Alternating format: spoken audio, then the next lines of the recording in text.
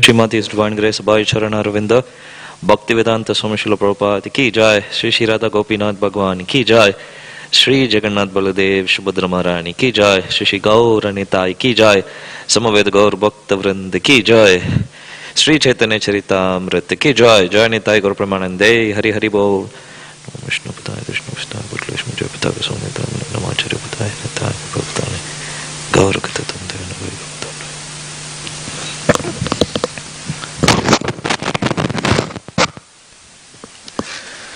Hare Krishna.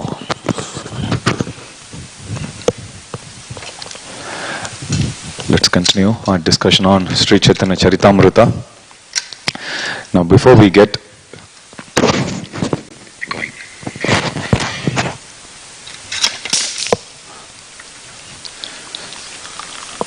Hare Krishna, Hare Krishna, Krishna Krishna, Hare Hare, Hare Ram, Ram Ram, Hare Hare. Hare Krishna, Krishna Krishna, Hare Hare. Yeah, that's okay. Hare Ram, Ram Ram, Hare Hare. Hare Krishna. Before we get started today, just a quick announcement.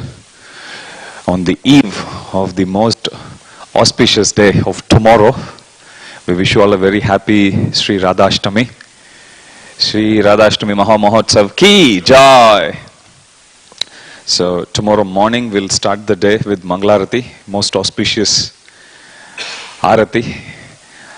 So starts at 4:30 and at 5 o'clock we'll have Tulsi Arati, followed by Japa. Japa will go till 7:30, and at 7:30 we will have Srimad Bhagavatam class on the topic of Srimati Radharani, the topmost worshipper of Krishna. Class will be given by Bhava Vibhushan Prabhu.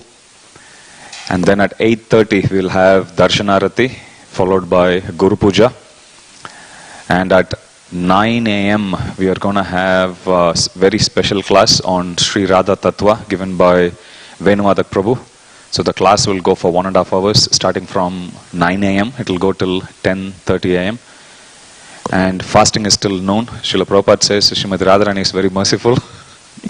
So we don't need to fast for the whole day. So fasting is till noon. And in the evening at 4 o'clock we will be having the 4 o'clock Arati. And at 5 p.m. we'll be reading out the offerings which you all have sent. Actually I received I think close to 14 offerings so far. Of 14, 12 of the offerings the devotees put a note. They sent it to my personal ID and they have put a note to read out to Shri Shri Radha Gopinath in person.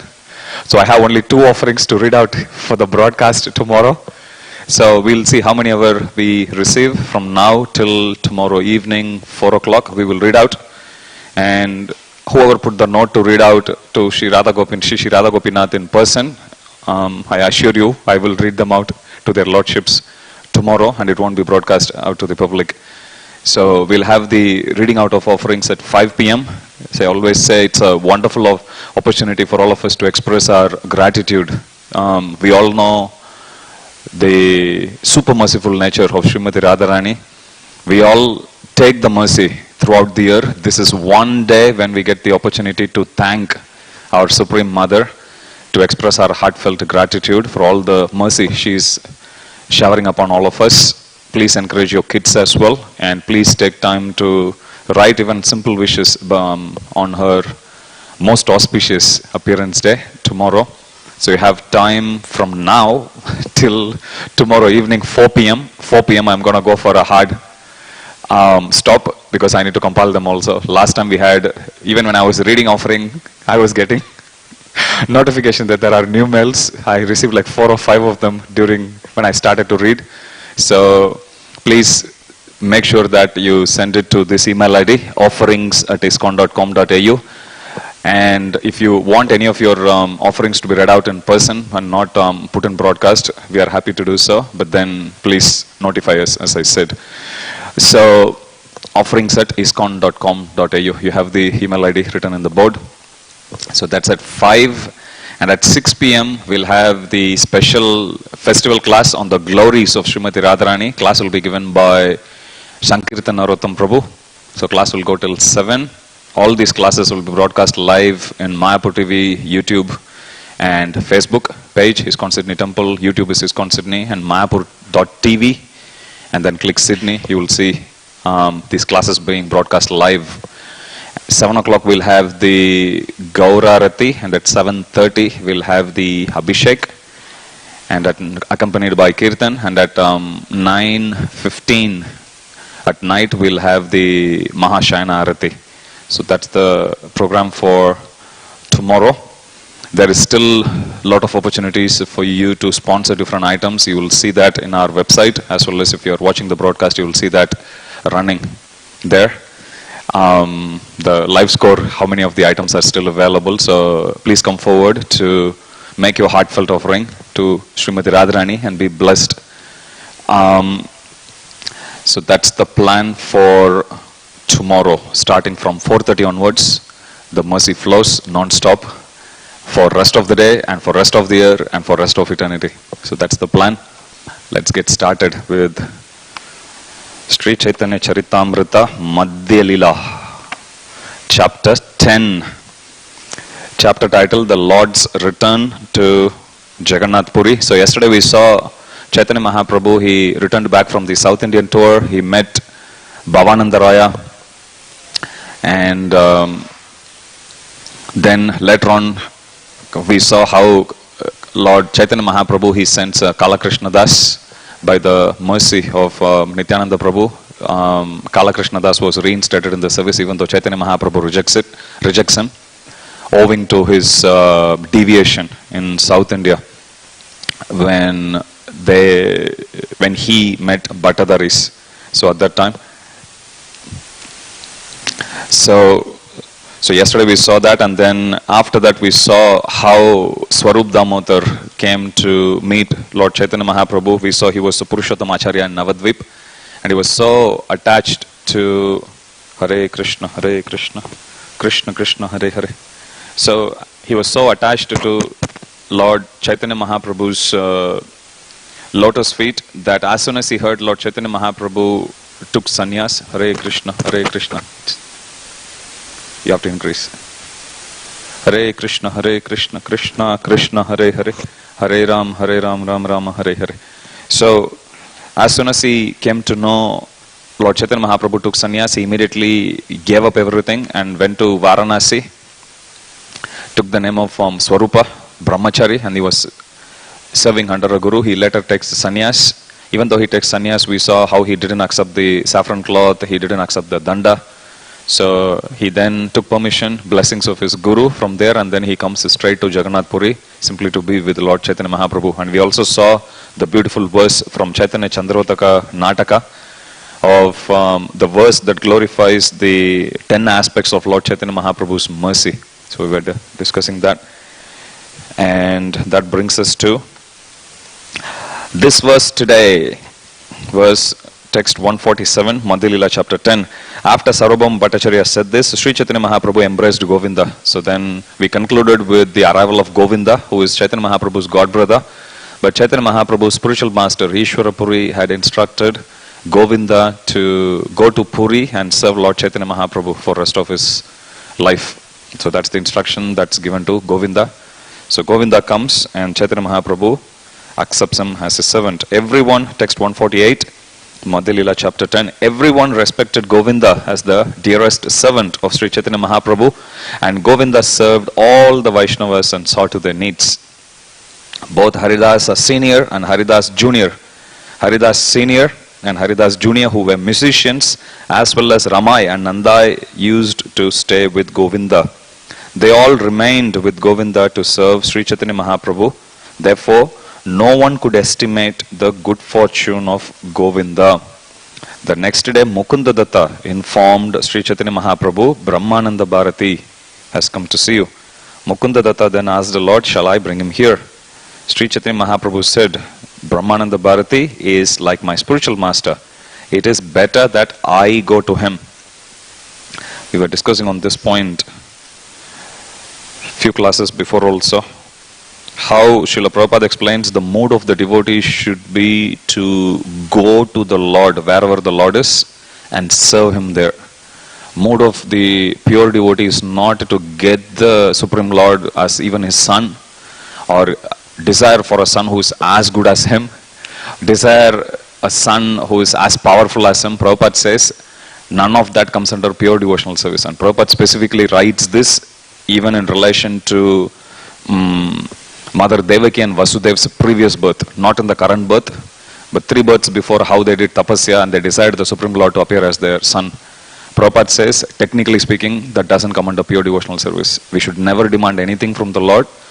And if we are eager to serve the Lord, our mood should be to go to the Lord. We were even discussing, Sydney is such a spread out place. And mind can give so many excuses. I live 1 kilometer away from the temple. I live 2 kilometers, 20 kilometers, 30, 40, 50, 60. Still, we should make it a point to come and take darshan of their lordships, Shri Radha Gopinath. So we should not give distance as an excuse. This is even physical. This is nothing compared to the standard which Prabhupada is actually setting, wherein even if somebody actually says, I'm such a great devotee, I want the Supreme Lord as my son, Prabhupada says that doesn't technically come under pure devotional service. So we need to be very, very careful that we practice bhakti, especially on the occasion, on the eve of Sri Radhashtami. It's a good point for us to ponder, contemplate, and pray to the Supreme Merciful Mother Srimati Radharani to give us pure intention, to give us guidance, to give us inspiration to practice pure devotional service. Because it takes a lot of courage to sacrifice our own likes and dislikes and simply to serve for pleasing the Supreme Lordships, Shri Radha Gopinath. So we have to make it a point to always take guidance from senior devotees, from our spiritual masters, to make sure that we practice as much as possible, at least attempt. Today I was reading a quote by Tamal Krishna Maharaj, and he was saying, if someone is sincere, they will never fall down. So as long as we sincerely practice, then one day a time will come when we will come to the platform of pure devotional service. So let us all pray to Srimati Radharani that let service to Shri Radha Gopinath be the only goal, that let that be our sadhana and let that be our sadhya. Let that be the process and let that be the end goal also. So we want to serve Shri Radha Gopinath. Why? So that we are put in a fortunate position to serve them eternally. So here from Chaitanya Mahaprabhu is saying, next day Mukunda informed that Brahmananda Bharati has come to see you. You look at Chaitanya Mahaprabhu's mood here. Sri Chaitanya Mahaprabhu said, Brahmananda Bharati is like my spiritual master. It is better that I go to him. What to speak of Supreme Lord? Absolutely, we should be going to wherever the Supreme Lord is. Supreme Lord has already traveled so much. He traveled 10,000 kilometers at least one way to come to Sydney. And then nobody is here to receive him. He went back again. Then Prabhupada brought him again. So first time he comes by ship, 10,000, goes back by ship, another 10,000. Now Prabhupada brings him back again, another 10,000 minimum. Plus locally also he visited. So Gopinath has traveled at least more than 30 to 33,000 kilometers. 30 kilometers we can easily travel. Even 100 kilometers we can travel to take darshan of the Supreme Lord. So Supreme Lord is always at least one step ahead. Here he is 30,000 steps ahead. We should at least be doing something that is within our capacity. So Brahmananda Bharati is like my spiritual master. It is better that I go to him. After saying this, Sri Chaitanya Mahaprabhu and his devotees came into the presence of Brahmananda Bharati. When Sri Chaitanya Mahaprabhu and his devotees approached him, they saw that he was covered with a deer skin. Seeing this, Sri Chaitanya Mahaprabhu became very unhappy. Prabhupada writes in the purport, Brahmananda Bharati belonged to Shankara Sampradaya. The title Bharati indicates a member of one of the Sampradaya's 10 classes of sannyasis. So even Chaitanya Mahaprabhu's sannyas guru was Keshava Bharati. He was also from Shankara Sampradaya only. It is customary for a person who has renounced the world to cover his body with the deer skin or the bark of a tree. This is enjoined by the Manu Samhita. But if a sannyasi who has renounced the world simply wears a deer skin and does not spiritually advance, he is bewildered by false prestige. So one can have false prestige simply by wearing deer skin and bark also. So Sri Chaitanya Mahaprabhu did not like to see Brahmananda Bharati wearing a deer skin. Seeing Brahmananda Bharati wearing the deer skin, Chaitanya Mahaprabhu pretended not to see him. Instead he asked Mukunda Datta, "Where is Brahmananda Bharati, my spiritual master?" What an insult. Mukunda Datta replied, "Here is Brahmananda Bharati in your presence." The Lord replied, "You are incorrect. This is not Brahmananda Bharati." Pointing at the personality wearing deer skin, Chaitanya Mahaprabhu says, "This is not him." Same Chaitanya Mahaprabhu you will see later on, Dabirkas and Sakar Malik, when Sanatana Goswami comes to meet him in Varanasi. At that time, you will see Chaitanya Mahaprabhu sends his servant, he goes out and Chaitanya Mahaprabhu says, there is a very exalted devotee standing outside, bring him. Goes outside and he sees Sanatana Goswami, who is still wearing his a beautiful blanket covering his body and having a long beard mustache. So the devotee comes out and he says, there is nobody here, and he goes back. Because his understanding of a Vaishnava is somebody cleanly shaven with the shika, tilak, in 12 auspicious places. But Chaitanya Mahaprabhu sends the servant back, telling him, no, the one with beard and mustache, he is the pure Vaishnava, bring him in. So, but here you see, based on a devotee's sincerity, Chaitanya Mahaprabhu is reciprocating. We should not take it that Chaitanya Mahaprabhu is judging somebody or Chaitanya Mahaprabhu is blessing someone based on external appearance. External appearance also matters based on our sincerity. Like Chaitanya Mahaprabhu, even when he was Nimai Pandit, if his students come without wearing tilak, Chaitanya Mahaprabhu would send them back home and tell them, without wearing tilak, your face is like a crematorium. So Chaitanya Mahaprabhu used to tell the students and the students would go. And whenever Chaitanya Mahaprabhu sees all the students wearing tilak, he used to feel very happy. Chaitanya Mahaprabhu becomes very happy. So here when he sees, same way when he sees deer skin, he is becoming very displeased. When you must be talking of someone else, for this is surely not Brahmananda Bharati. You simply have no knowledge. Why should Brahmananda Bharati wear deer skin? Text 158, Madhya Lila chapter 10. When Brahmananda Bharati heard this, he thought, my deer skin is not approved by Sri Chaitanya Mahaprabhu. Thus, admitting his mistake, Brahmananda Bharati thought, he spoke well. I put on this deer skin only for prestige. I cannot cross over the ocean of nations simply by wearing a deer skin. Now, if you look at Ashtanga Yoga process, there it is mentioned one should be sitting on a deer skin, and the purpose is, if somebody is sitting in meditation, meditating for 60,000 years, snakes may come. But when they sit on a deer skin, the deer skin actually emits a certain odor that is that's very pungent actually. It's not very desirable for snakes. The snakes stay away. I remember, in traveling Sankirtan last year when we went to this place and we asked the owner of our home, do snakes come here? Then he said, he asked the same question when he moved to that place 4-5 years ago, before that point. And he said when he asked the neighbor had actually assured him, don't worry, the snakes hate to see you more than you do them, like that. So here when Ashtanga Yogi is seated, he is seated on top of a deer skin. The deer skin actually keeps the ants away. It also emits an odor that keeps snakes away also. That's the purpose. But here in Puri, Dham, especially when somebody is not sitting in meditation, why do they need to wear deer skin? This is Chaitanya Mahaprabhu's point. From today on, I shall not wear this deer skin. As soon as Brahmananda Bharati decided this, Sri Chaitanya Mahaprabhu, understanding his mind, immediately sent for the robes of a sannyasi. So you will see this also. We should never think, sometimes when we pray to the Supreme Lord, and it's very often, especially when there is some difficulty we face, some disturbance maybe, you will come in front of the Lord, you may express a prayer, even in your home altar or in your mobile phone, anywhere. You look at Gopinath's photo and you pray. We may think sometimes, I haven't quite expressed my feelings fully. It doesn't matter. Supreme Lord is still sitting inside our heart. To the best of our ability, we should try. Beyond that, Supreme Lord will understand. There will never be any communication gap between a devotee and the Supreme Lord.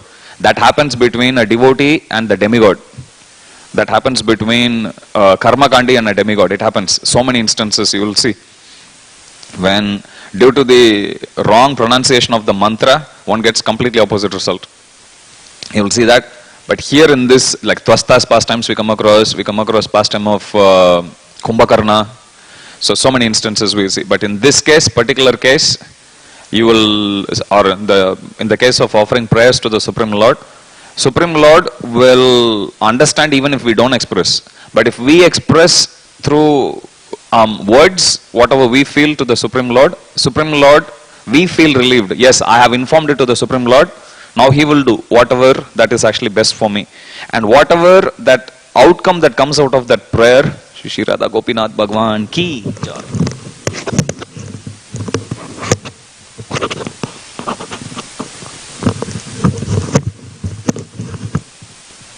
I'm accepting this on behalf of all of our congregation devotees. Thank you so much. Because of you, I'm getting mercy of Radha Gopinath. So,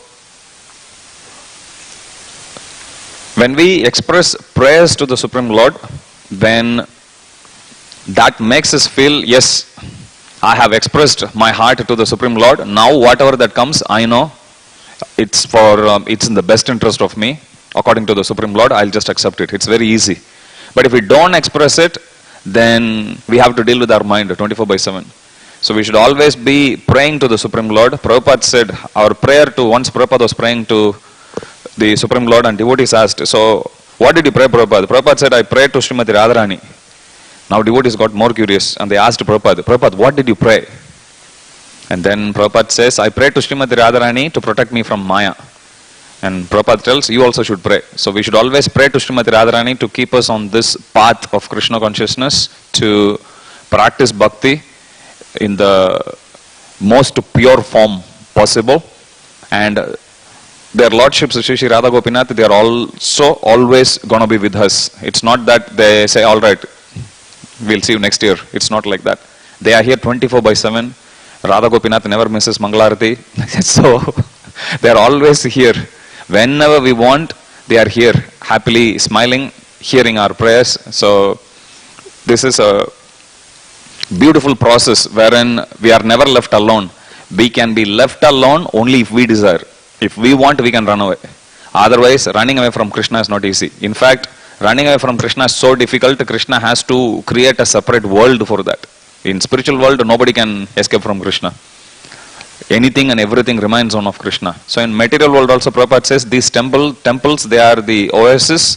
This is the embassy. So this embassy, you worship Krishna here. So this is not of the material world, this is of the spiritual world, like the Prabhupada says. So it's very important that we take advantage of this and then follow the process properly. So Chaitanya Mahaprabhu, as soon as Brahmananda Bharati thinks, Chaitanya Mahaprabhu is immediately reciprocating there. You will come across the same pastime, milk drinking brahmachari. There also, as soon as he repents, immediately Chaitanya Mahaprabhu says, all right, bring him back for the Akanda Harinam. Text 161. As soon as Brahmananda Bharati gave up his deer skin and covered himself with sannyasi robes, Chaitanya Mahaprabhu came and offered his respects at his lotus feet. So when he was wearing deer skin, he didn't even dignify his presence. He said, like, I can't see anyone.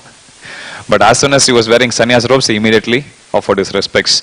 Brahmananda Bharati said, you instruct the general populace by your behavior. I will not do anything against your wishes, and otherwise you will not offer me respects but will neglect me. So Brahmananda Bharati's mood here is also not to accept the respects of Lord, but he wants to be always in the shelter of the Lord. I am afraid of this. Text 163. At the present moment, I see two Brahmans. One Brahman is Lord Jagannath, who does not move, and the other Brahman who is moving is you. Lord Jagannath is Archa Vigraha, the worshipable deity, and it is he who is the non-moving Brahman.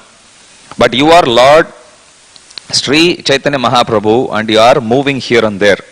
The two of you are the same Brahman, master of the material nature, but you are playing two parts, one moving and one not moving. In this way, two Brahmans are now residing at Jagannath Puri, Purushottam.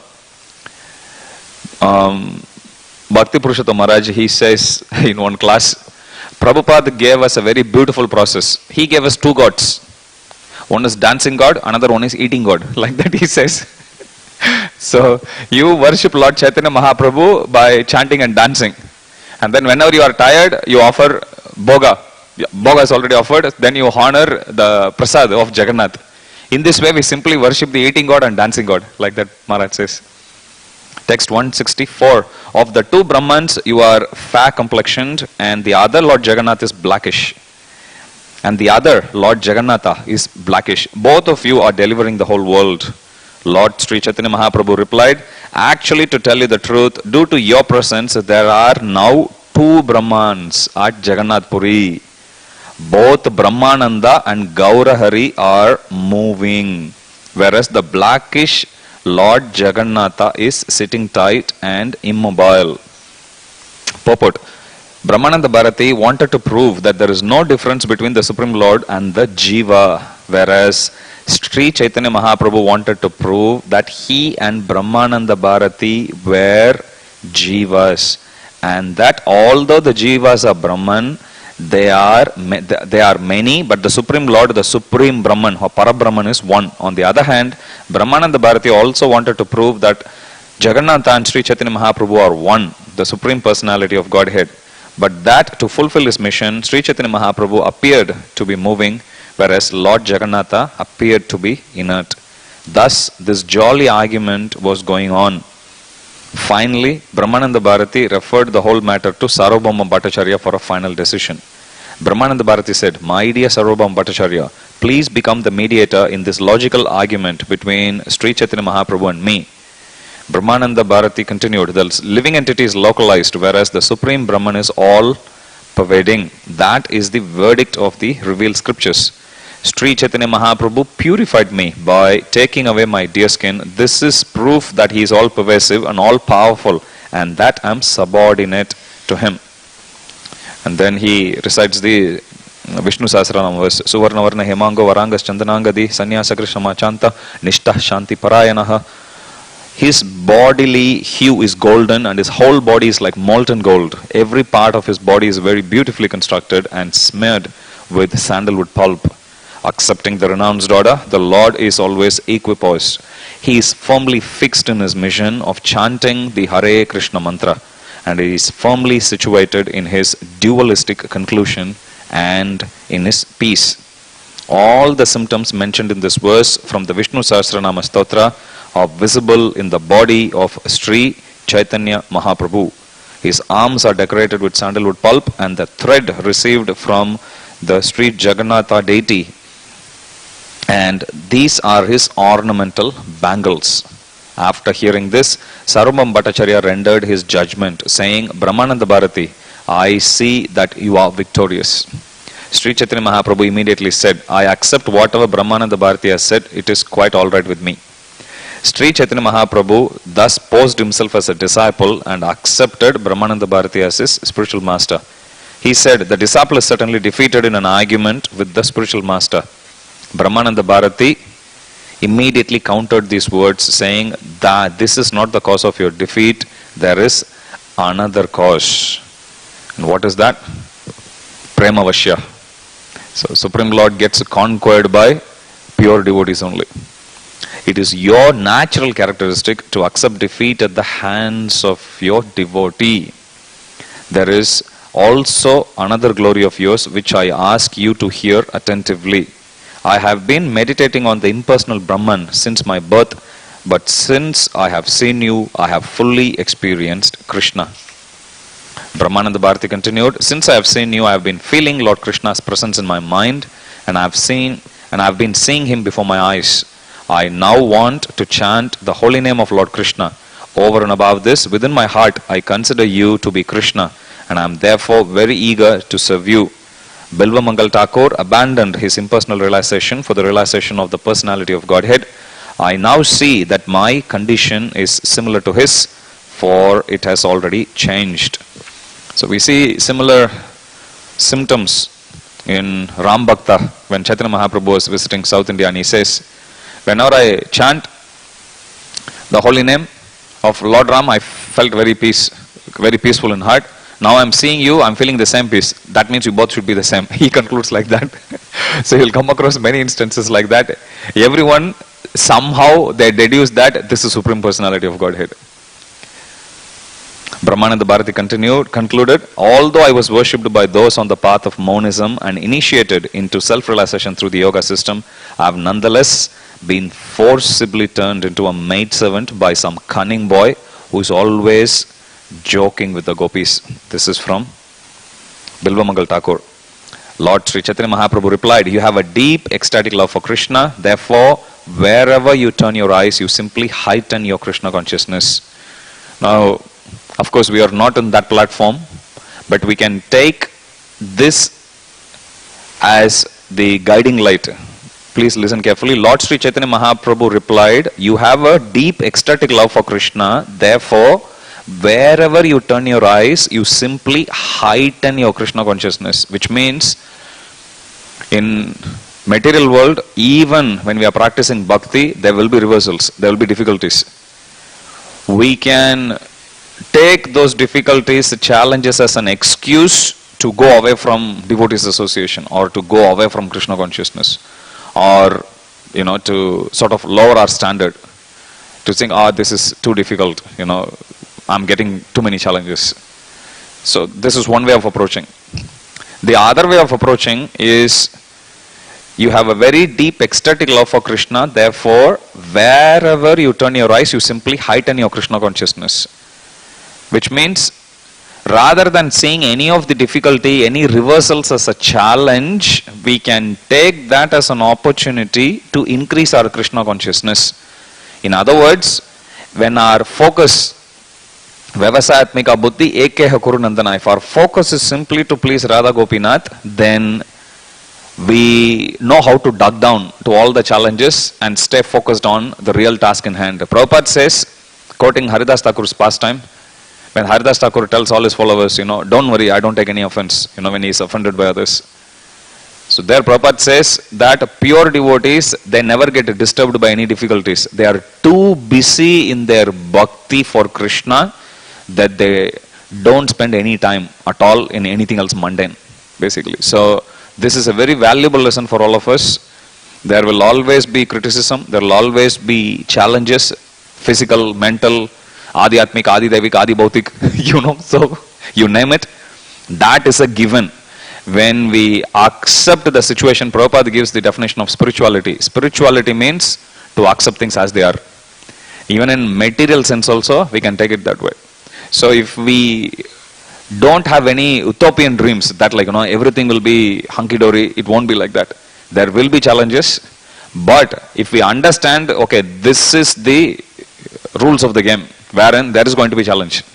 When we accept that, then we can shift our focus totally on Krishna, because now we are not so much dependent on externals. There is Krishna, there is us, there is devotees, and there is devotional service. That's it. Nothing else should actually come and disturb us. So we should not feel that why is this path is so challenging, or even sometimes there may be misunderstandings between devotees. Why is it I don't want to actually be in the company of the devotees at all? Rather than going to that wrong conclusion, if we focus on our bhakti, then it's much easier for us to progress. And not only that, rather than seeing each one of those challenges as an impediment, we can take that as a stepping stone. That is the platform of pure devotional service. Like we see Kunti Maharani, for example. When she says, may all difficulties come to me again, she is not afraid. Why? Because she was saying, because whenever there is difficulty, we will have no other shelter but you, so we will go and take shelter of you. And whenever we take shelter of you, you will come. And whoever takes the darshan of you, Apunar Bhava Darshanam. She says they will never take darshan of birth and death again. So may that be our meditation. May our undivided, unalloyed, uninterrupted service, devotional service to Sri Sri Radha Gopinath, may that alone be our meditation. May that alone be our sadhana. May that alone be our sadhya, the goal. If we stay focused, be busy, then it's very easy to dodge any of the challenges that come our way. But if we are not focused on it enough, even in the association of the Supreme Lord, as happened for Kala Krishna Das, it's very easy for us to get distracted. There are unlimited ways how we can get distracted in material world. So we should be very, very careful That's why reading Srila Prabhupada's books is so important. Every single day we have to make it as a practice to read. That can be 10 minutes, 20 minutes. Few days ago I was speaking to a devotee, and about like a year ago, whenever we talk, I'll always ask him, Prabhu, are you reading? Then he would say like, yeah, I'm reading, but I'm not regular. Then I said, Prabhu, every day please read at least one verse. Then he took a Bhagavatam set. Then a few days ago, I was talking to him, and he told me, Prabhu, now I'm setting aside a time, at least once every day he reads little, but he's saying, I'm setting aside time just 1 hour every weekend, but when I sit and read, I can't put the book down. He was telling me, he has been practicing for 20 years, and he was telling, I don't know what I did with my life in 20 years, even inside Krishna consciousness. Why did I waste so much time? There is so much nectar. He is in 3rd canto now, but he is very much relishing. So it has to start somewhere.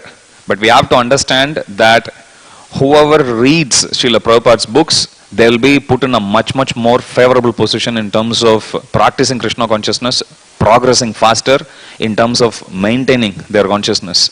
So it's much easier to remind ourselves about Krishna if we keep reading. I was sharing this in one class recently.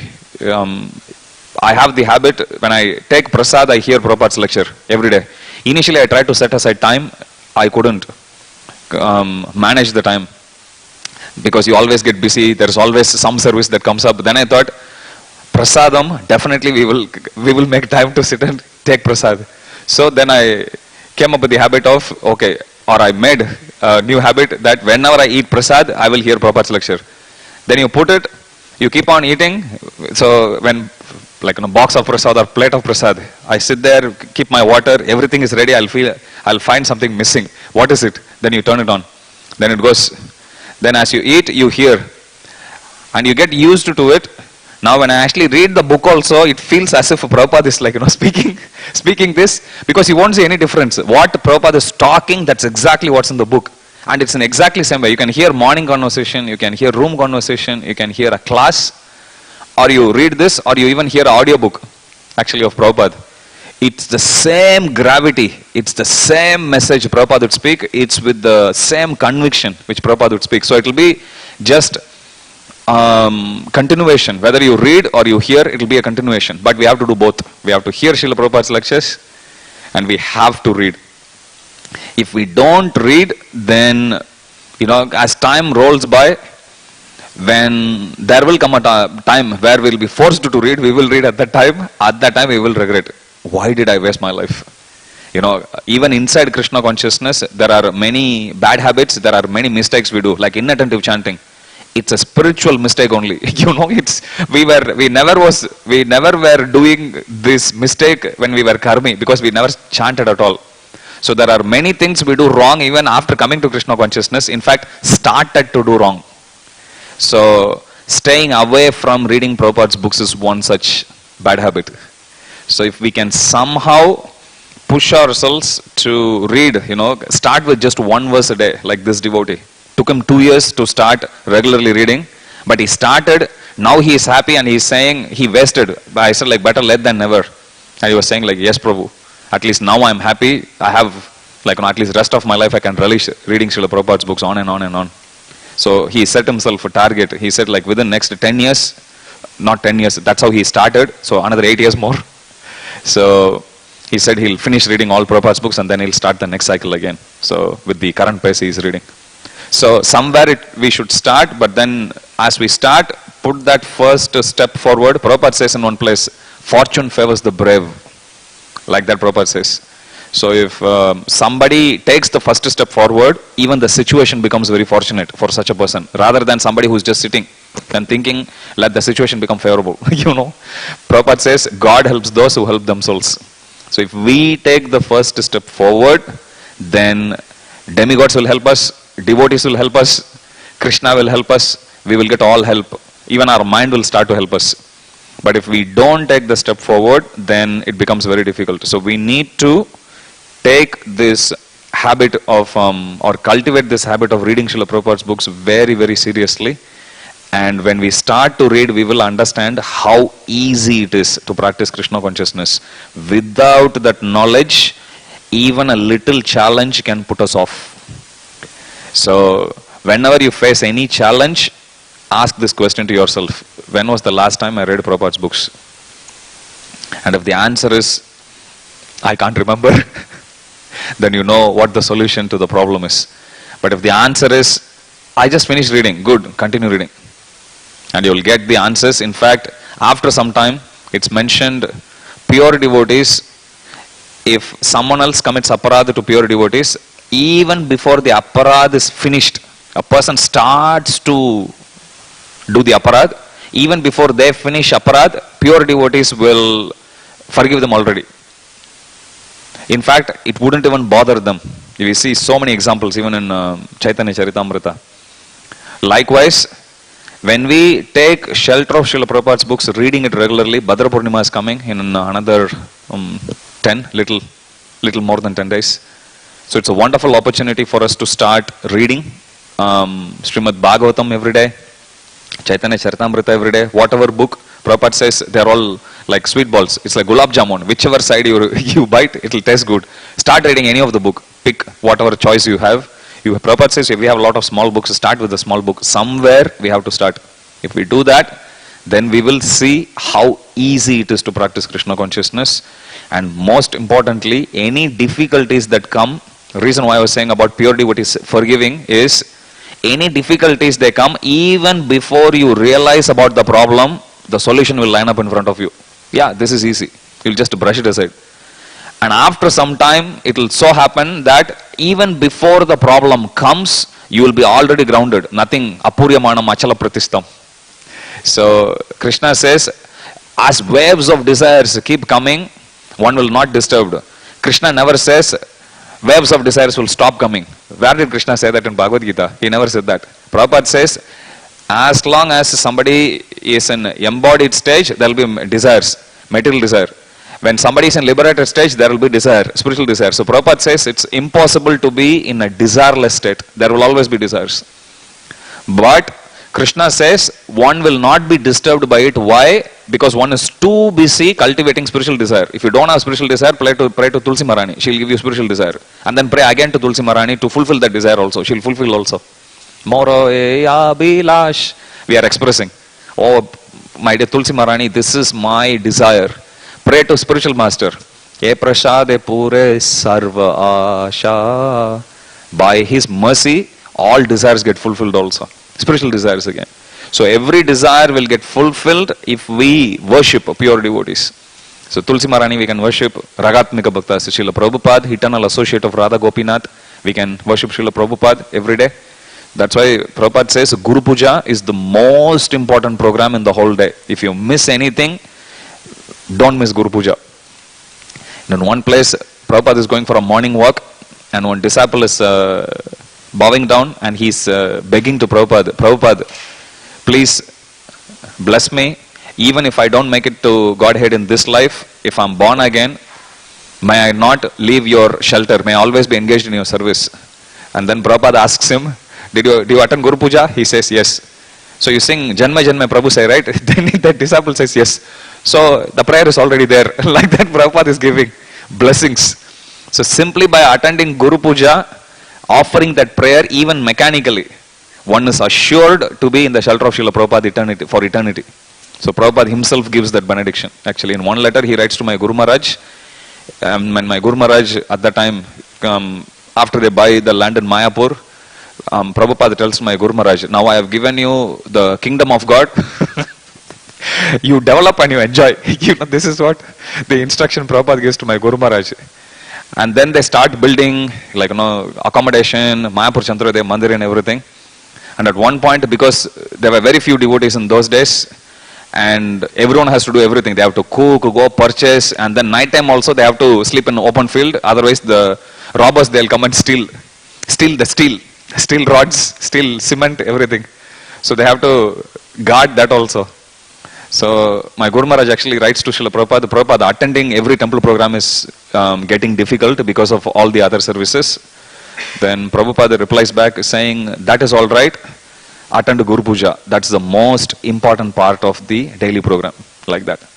So we should, as much as possible, we should attend. Even if we are in home, we should still attend Guru Puja. Or you offer Guru Puja even in your home also, no problem.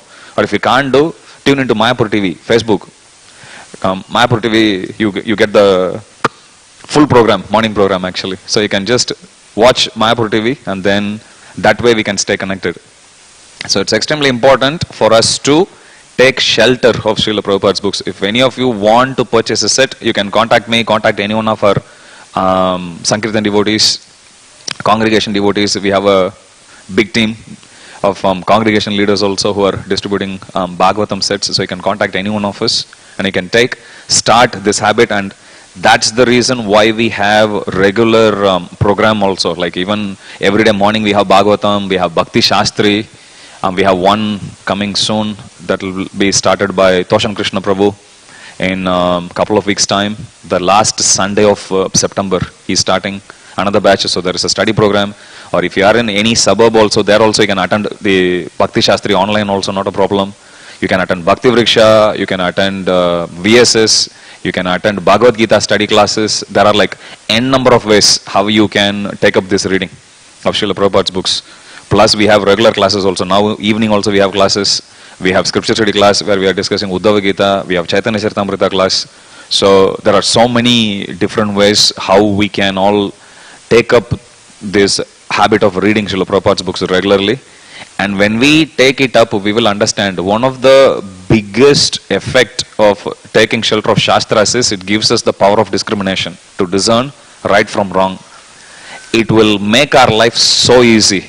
It will help us prioritize things. It will help us in real life situations, in split-second decision wherein you have to take. It will help you actually choose. It will clearly tell you what is right and what is not. So that kind of intelligence, which is actually Prabhupada is giving so freely in the books, we are easily borrowing it from the spiritual master, that knowledge. That's why we are eternally indebted to Srila Prabhupada. That's why when Prabhupada says, please help, please distribute these books. So that's the only way how we can repay the debt. That also we can't repay, but we can try to fulfill one instruction of Prabhupada, one desire of Prabhupada. Because we are taking so much from Prabhupada, everything. Even like when we come to temple Charanamrit, we don't deserve Charanamrit.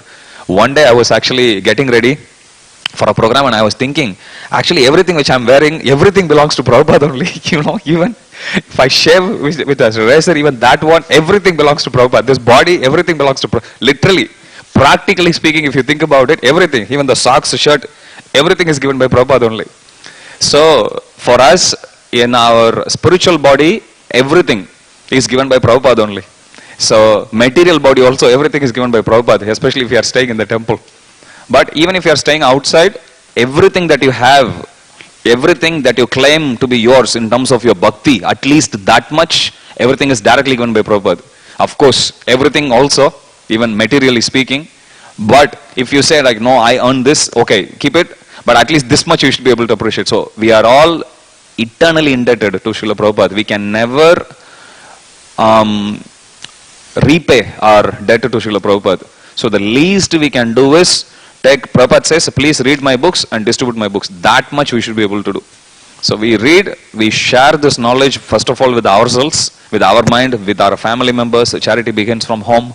And then that way we'll be able to take baby steps forward. So all this knowledge which we get from these beautiful books, we should take it to our heart and we should shape our devotional life based on these instructions.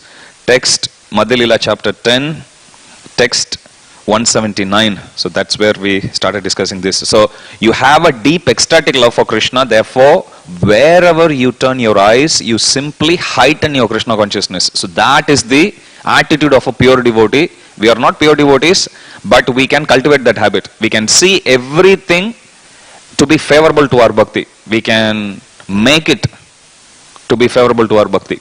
All it needs is a little intelligence, Prabhupada would say. And that intelligence comes from reading Srila Prabhupada's books. That intelligence comes from offering prayers to Shri Shri Radha Gopinath. That intelligence comes from being in association of devotees. But it's very important for us not to get distracted by challenges. There are challenges. There will be challenges. As long as we are in material world, there will be challenges. Prabhupada would often say, so much challenge like that. So, Until we go to spiritual world or until we become pure devotees, there will be challenges. But simply by following these instructions, we'll be very much prepared. So then it's easy. In fact, very much prepared means prepared to understand that this world is like this. There's no point in sitting and crying about it. Just to move on. It's very easy. Text 180. Sarvabhauma Bhattacharya said, the statements of both of you are correct. Krishna gives a direct audience through his mercy. Without having ecstatic love for Krishna, one cannot see him directly. Therefore, through the mercy of Sri Chaitanya Mahaprabhu, Brahmananda Bharati has acquired direct vision of the Lord.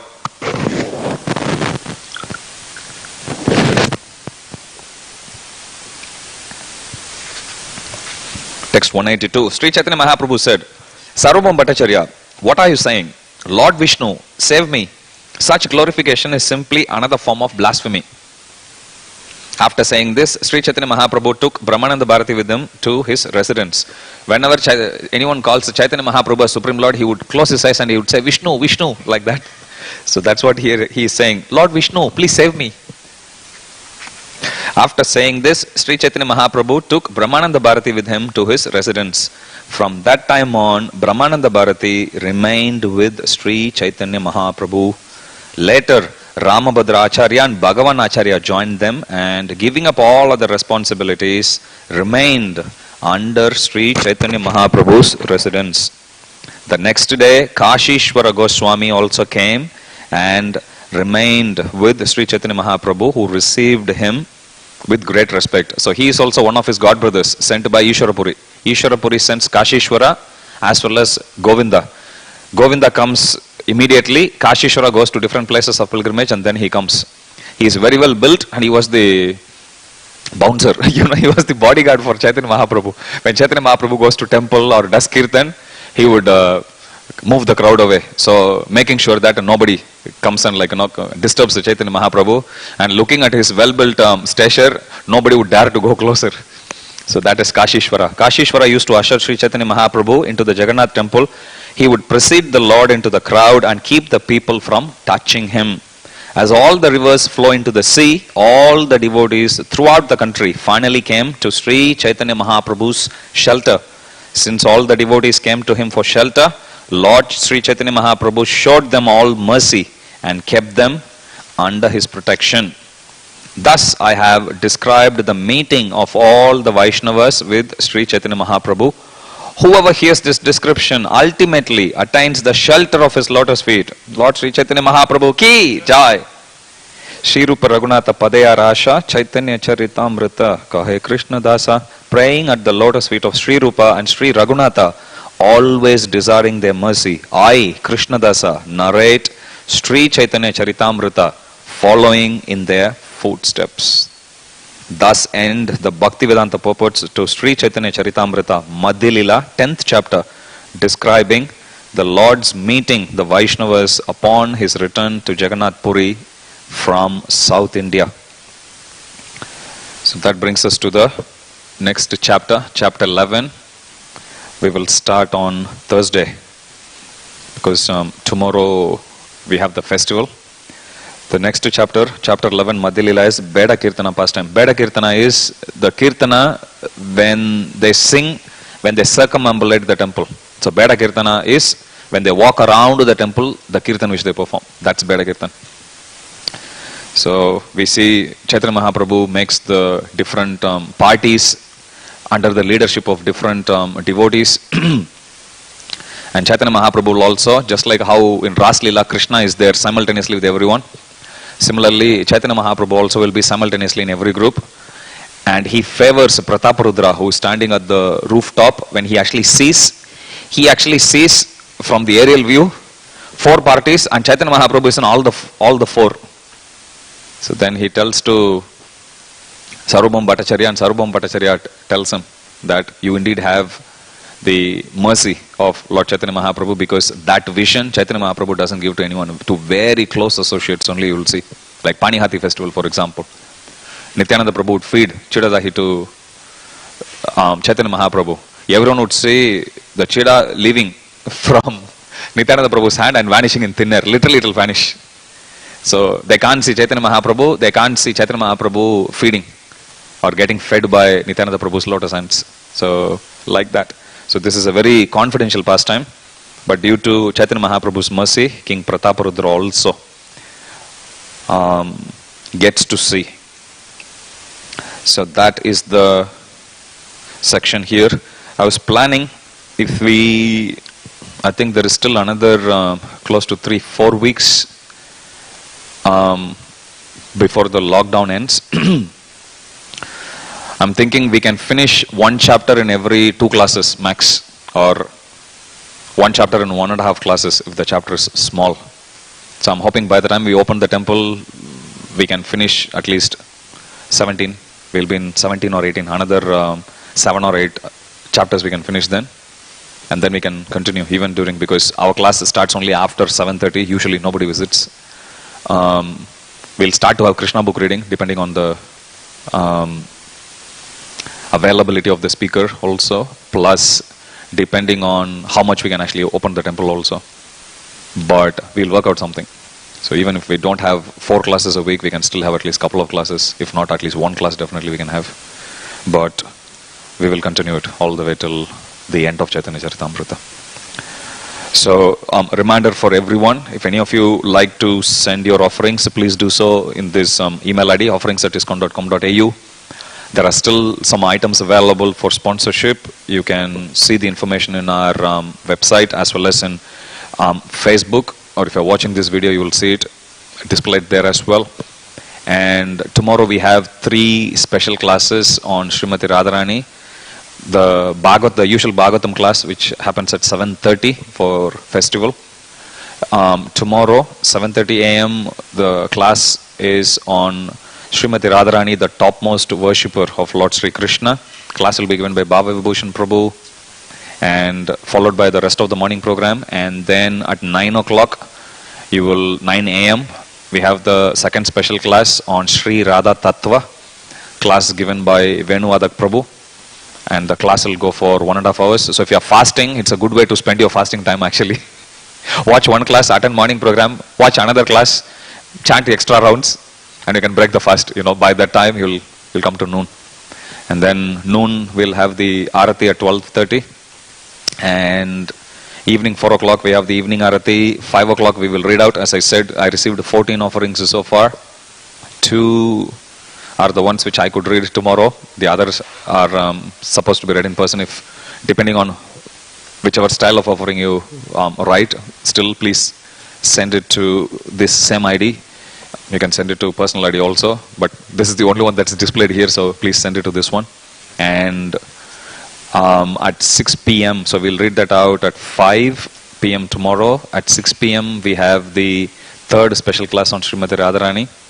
Class is on the glories of Srimati Radharani by Sankirtan Narottam Prabhu.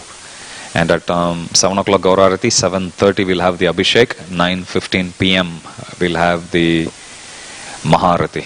So Shri Radhashtami Mahotsav ki jai. Jagat Guru Srila Prabhupada ki jai. Sri Caitanya Caritamrta ki jai. Sri Jagannath Baladev Subhadra Maharani ki jai. Shri Shri Radha Gopinath Bhagwan ki jai. Shri Gaur Anitai ki jai. Samaveda Gaur Bhakta Vrindi ki jai. ISKCON Sydney devotees ki jai. Devotees in Mayapur TV, YouTube and Facebook ki jai. Jai Nitai Gaura Premanande. Hari Hari Bol. All glories to the assembled devotees. Hare Krishna. All glories to the assembled devotees. Hare Krishna. All glories to the assembled devotees. Hare Krishna. All glories to Shri Shri Guru and Gauranga. All glories to Srila Prabhupada. Jagat Guru Srila Prabhupada ki jai. Namo Vishnu Padaya Krishna Prasthaya Krishna Jaya Pataka Samvedana Vinay Namo Jari Padaya Nitaya Gurupataya Karkata Damdevana Gurupataya.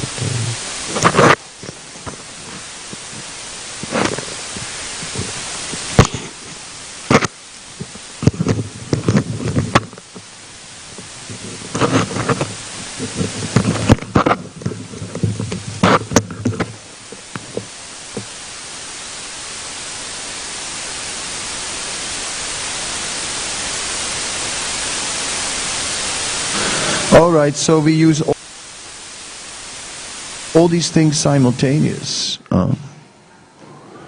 There are different definitions given of bhakti, and some acharyas are saying all our bhakti is not real bhakti. it is actually mixed with karma, therefore karma misra bhakti. It is mixed with philosophical speculation, jnana misra bhakti, and so on. Other acharyas are very generous and say it's all bhakti. Prabhupada is very generous, saying it's all bhakti. But the Bhagavatam says, Srada ratir bhaktir anukramisyati. First there is Srada, then there is Rati, that means ecstasy, and then after that is Bhakti. So that's quite advanced. So, alright, whatever actually Bhakti really is, pure devotional service, whatever definition one wants to apply, the fact of the matter remains that we have mixed desires. Not only. Srila Bhaktisiddhanta describes it as Prahlad, wherever he looked, he saw only Krishna. Hiranyakasipu, he could not see Krishna anywhere. He said, Prahlad, where is your Lord? He is all-pervading, Father. He is everywhere. Everywhere! Is he here? Yes, he is here. Is he in this pillar? Yeah. Yes, he is. Still, so Hiranyakasipu could not see him, and Prahlad was seeing Krishna everywhere. Then Srila Bhaktisiddhanta says, and we are in between Prahlad and Hiranyakasipu. So Hiranyakasipu, in case you didn't know, is a big demon, and Prahlad is a great devotee. And we are in between both. 16th chapter of the Bhagavad Gita, the first seven verses describe the divine nature, and the rest of the chapter describes the demoniac nature. And all of them are found in us. Harsh speech. Never any harsh speech. Never. Never. Sometimes a little bit. Then little demon. Then little demon. You can look, when you look in that mirror, you can say, you little demon. Yes. Somehow that's the situation. Oh, yeah. And some are even big demons. Then what you do? Anyway, so that's what we are encountering. That struggle between different sides of ourselves. That is our spiritual life. Our spiritual life is not, we're not walking on a golden path, going up and up to higher and higher realms. No, we're going up the mountains and through the valleys, and sometimes down the deep end, and then sort of, it's like, I don't know if you ever watch cartoon, but the heroes fall down mountains and they never die. They sort of, in the cartoons, they crash into the ground, a big hole, and they climb back out, sort of. That's kind of our spiritual life. We go off to the deep end, crash. We crawl back out, broken hand, somehow or other, try to chant. No, not so easy. A plaster here, a plaster there. Yeah. It is, but it is in that struggle, it is that struggle that is the mercy of the Lord. The entire material world is designed for that purpose. This is not the world of desire trees. Oh tree, please give me a pizza. Do we have a pizza tree in the garden? Not that I know of. With double cheese, please. No. But in the spiritual world, there are desire trees. Anything one desires can be had. Imagine we would have one here in the garden. Would be, no one would even come in the temple anymore. Everyone would be out there with that tree. The puja would shift. Oh tree, please give me a new car. Oh tree, please, some jewels, please. Oh tree. What more could you desire from a desire tree? Yeah, think about it.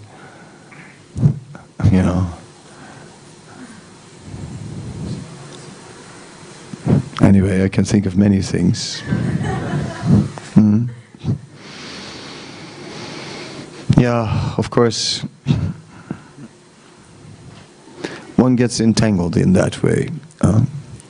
Years ago, when I was first visiting India, before I came to the Hare Krishna movement, I came to a yogi who was seated in Benares on the bank of the Ganga. And this yogi told me a story, and I'll share the story with you, because it's not a bad story. And the story basically is this. Once upon a time, there was a great, great forest. And there was a great rumor about that great, great forest. That somewhere in the forest, there was a desire tree. Oh yes. And a young man, adventurous and full of interest, decided, oh yes, let me go and let me find this desire tree. He looked everywhere and all over the forest the entire day, from early in the morning to late in the evening, and yet still no desire tree.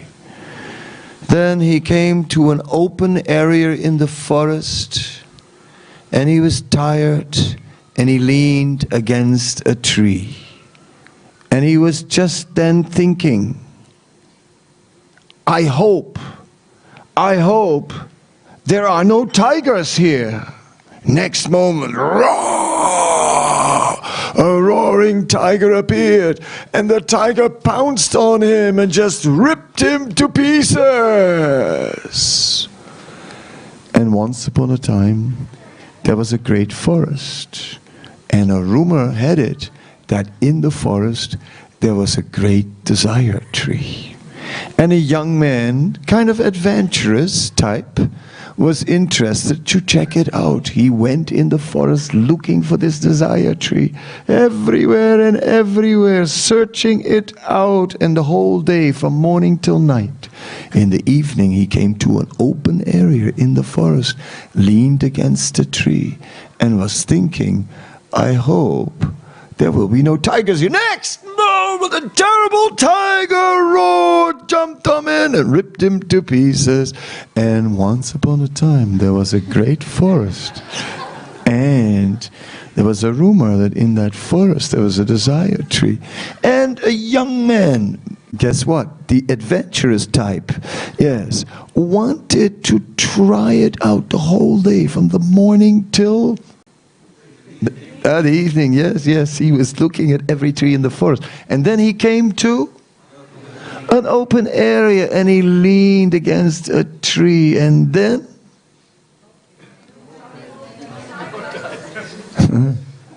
then he thought, I hope there's not going to be any tigers here. And then what happened?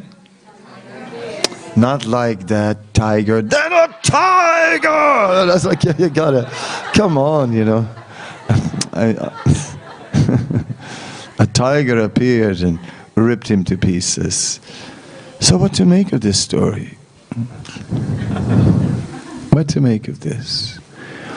It is basically describing the cycle of birth and death.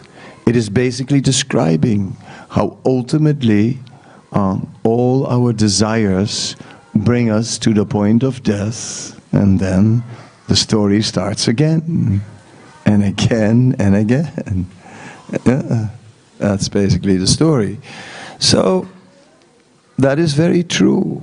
And every time, you're in that forest, and sort of everything is okay, and then the tiger appears! Which is a bit much, isn't it?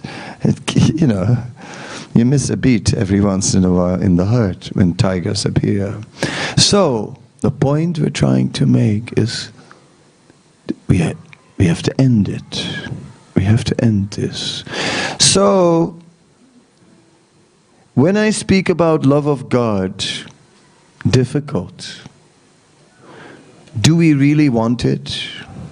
Yes, I want love of God, but I also don't want to give up my love for so many other things and personalities.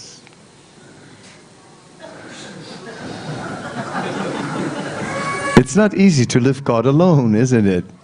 All right, we'll love God, but can we love someone else as well? Yeah. So this is the situation. So it's not so easy. Therefore, what we require is that we come to the point where we say, all right, that love of God is the ultimate goal, but for now I put that on the shelf. Let me deal with the situation where I am trapped in the material world, and this tiger comes every time, you know. Just when everything is okay, there's the tiger again, right? And it gets a bit much. So, therefore, let's get out of here. Let's get out of the material world. And that was Srila Prabhupada's main point. His main point was, that is his unique angle in Krishna consciousness. Whereas the scriptures emphasize love of God, prema pumarta mahan, love of God is the ultimate goal of life. Prabhupada named his magazine Back to Godhead. Prabhupada was speaking about going back to Godhead. Prabhupada was speaking, emphasizing that, rarely speaking about love of God, knowing that we don't desire it that much. One devotee said to me, I don't know if I want to go to the spiritual world. I don't know anybody there.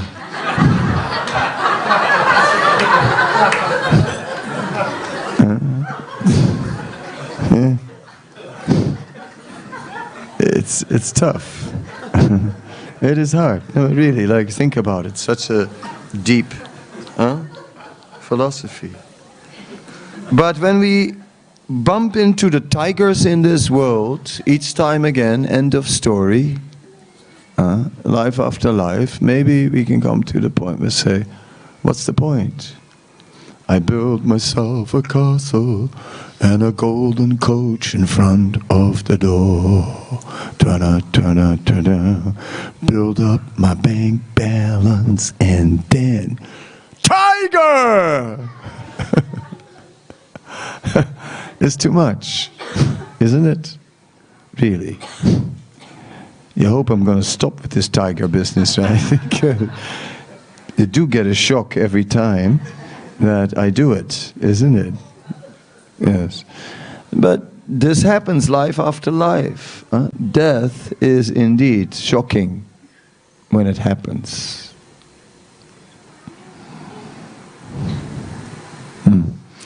So let's get out of this cycle of birth and death, and let us return back to Godhead. And that desire is more easy to develop.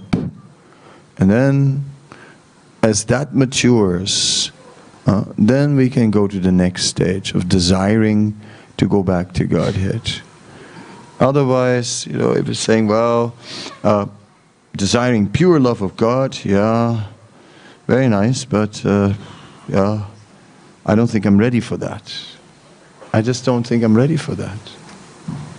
And it doesn't really register very deeply.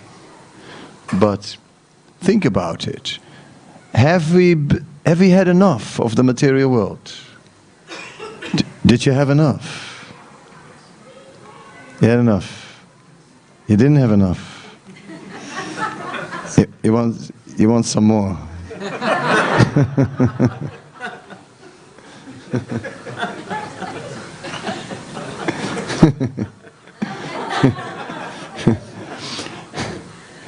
My name is Maya.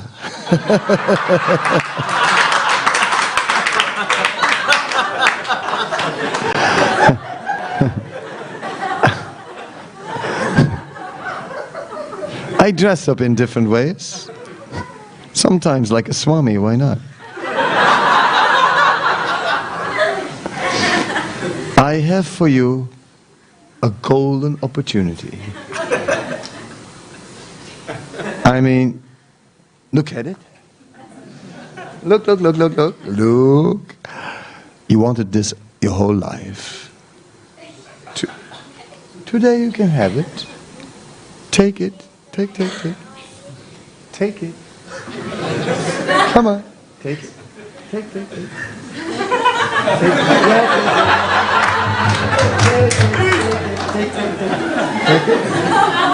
Hold it.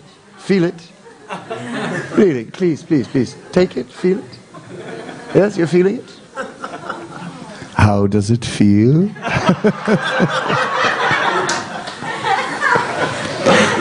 Feels good. You know what? Yeah! That's my trident. You like my trident? My trident is made of suffering from your own mind and body and suffering from other living entities. The worms are eating you from the inside, the neighbors are picking your pockets. And suffering from natural circumstances. Is it a little warm tonight? You like my trident? Trisun. You like? You can have golden opportunities, but you always get the Trisun, the trident. Oh, so that is the nature of Maya. Everything is followed by that trident. You sure you want more? Are you sure? Yeah. Yeah, so at one point we really get a desire, okay, I had enough, I'm ready to go back to Godhead. Let's get out of here. So that desire has to become strong. When that desire is strong, then Radha Gopinath reveals himself. And then he'll take us right back to the spiritual world. See? So this is the point. So when we speak about trying to attain love of God, that is very high. But when we speak about getting out of this place, getting out of this world, that's something we can relate to. Just think about it. Maybe tonight it's not so strong, that feeling, but maybe when you're at work on Monday, you know, sort of 1 hour into the day on Monday morning, then maybe that feeling, I want to get out of here, is stronger. Or on Friday afternoon, when you sit in the traffic, really, that's also when you get that feeling, I want to get out of here. Gosh, I was in the traffic the whole afternoon. So let us get out of this material world, this life. And otherwise, there was a forest. And somehow or other, they say that in that forest there's a desire tree.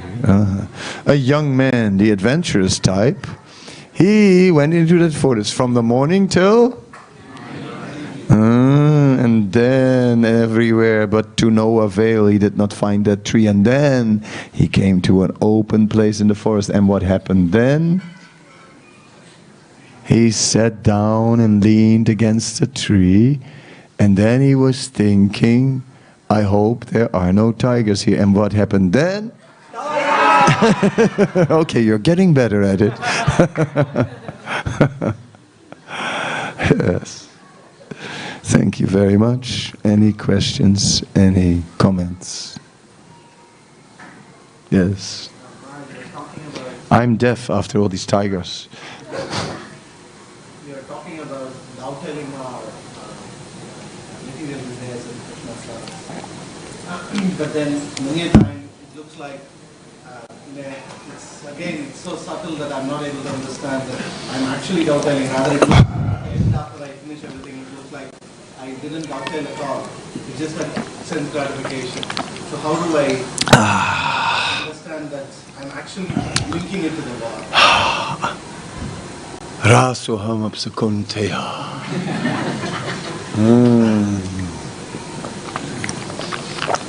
I am the taste of water, dovetailing my thirst, and remembering that Krishna is the taste of water. That was good. No, that particular approach is not right. Because in that approach, we think that somehow or other, by dovetailing my desires, I have to purify myself. But we cannot purify ourselves.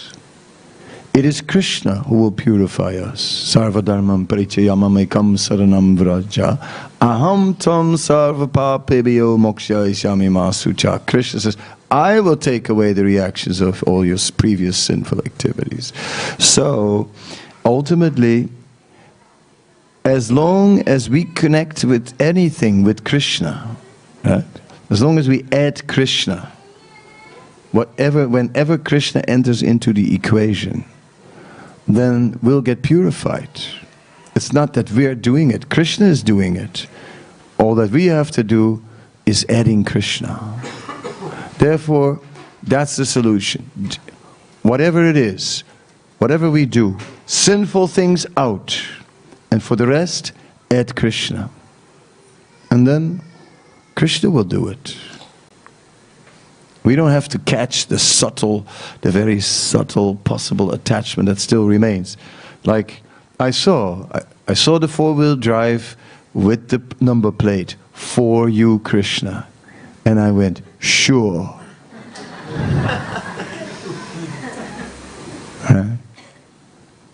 That wasn't so subtle. But you know what I'm saying, it's not so easy to dovetail. But no, still he put for you Krishna on the car. And he got benefit from that. And ultimately, that will win. Krishna will win. He always does.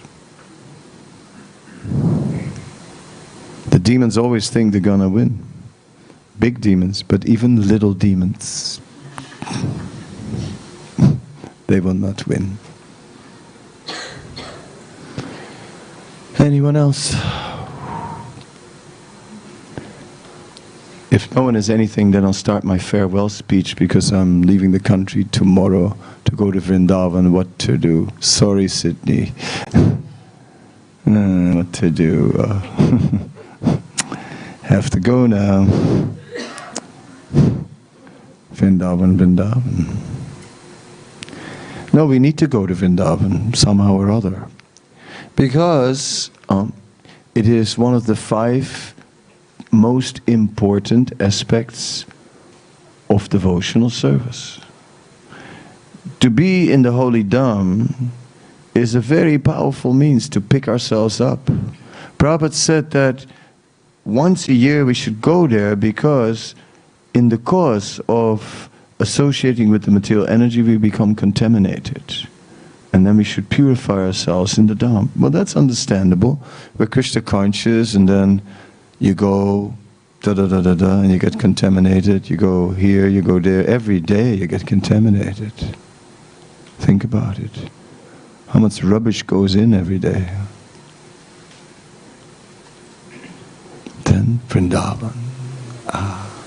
So we should think about that. When was the last time we were in Vrindavan? So with me it was a long time ago, so I have to go tomorrow. There's nothing I can do about it. So therefore, I'm saying goodbye to you. I guess I won't make it so late tonight. I won't have a late kirtan till late, because then tomorrow it will be also late, and then I'll go on that flight totally wiped out, so it's not a good idea.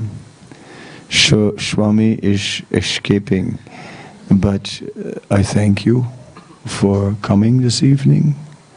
I think I've made my message. Once upon a time, there was a forest.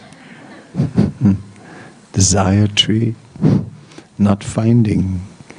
In the end, leaning against the tree. Did he find the tree in the end? Maybe. Watch out what you desire.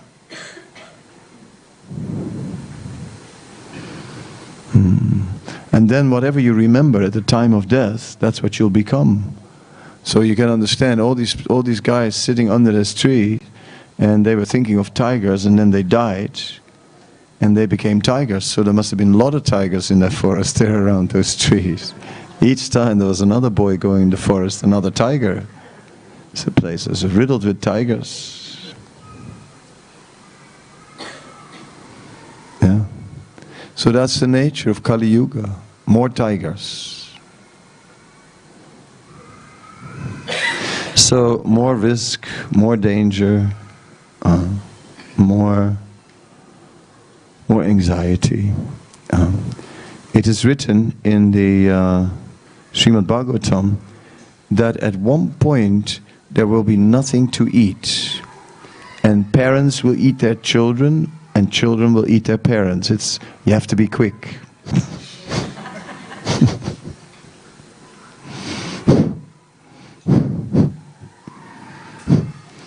It may be dangerous. You're in the temple and suddenly there's a bite missing from someone's shoulder.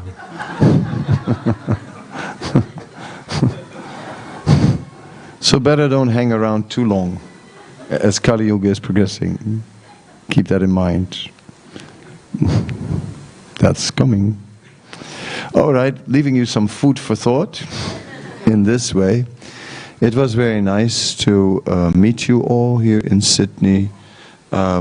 Let us do that. Let us take advantage of this movement to go back to Godhead, and let us do something to help others take advantage of this movement. And if we do that, then we are alive. Then we are alive. When we don't just keep it for ourselves, but do something for others, then life becomes magic. And we're on the way to the spiritual world. Thank you so much. Srila Prabhupada ki jai. Sisi Radha Gopinath ki jai. So let's go Jagannatha Swami ki jai.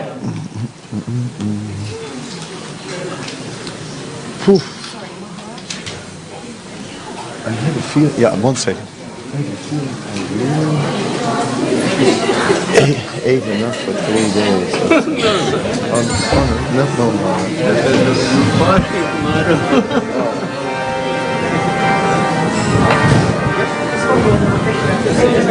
I found someone for tomorrow's food.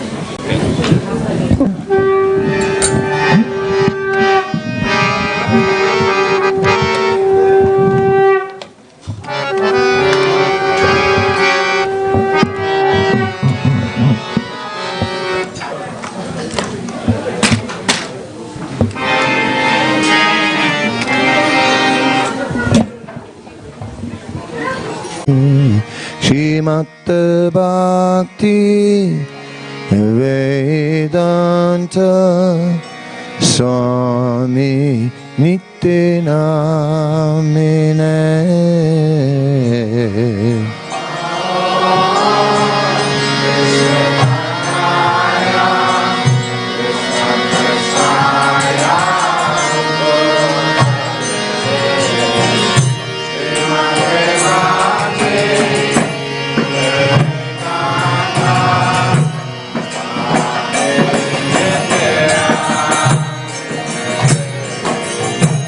Namaste Saraswati Devi Gauravani Pracharine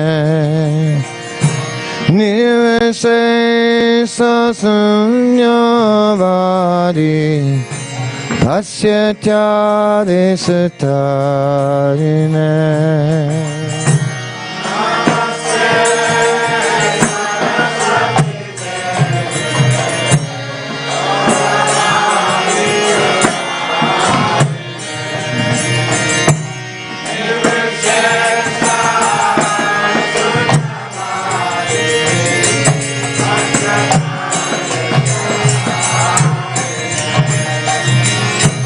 Jaya Shri Krishna Caitanya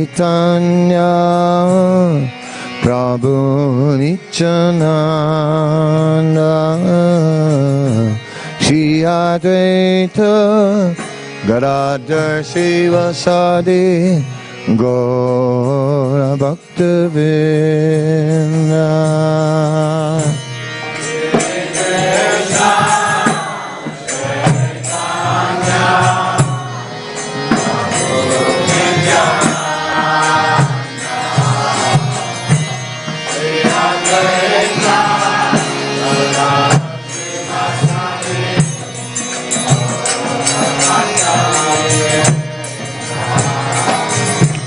Hare Krishna, Hare Krishna, Krishna Krishna, Hare Hare, Hare Rama, Hare Rama, Rama Rama, Hare Hare.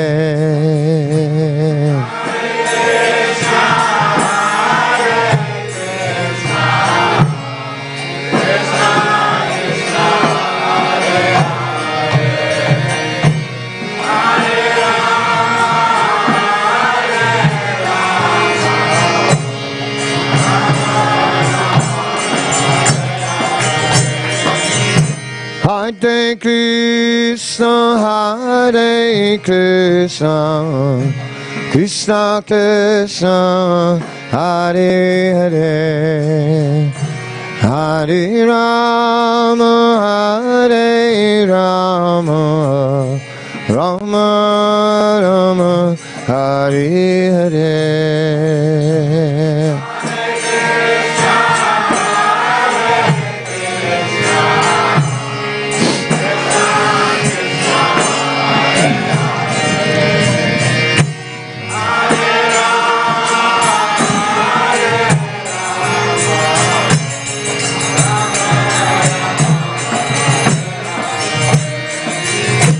Hare Krishna, Hare Krishna, Krishna Krishna, Hare Hare, Hare Rama, Hare Rama, Rama Rama, Hare Hare.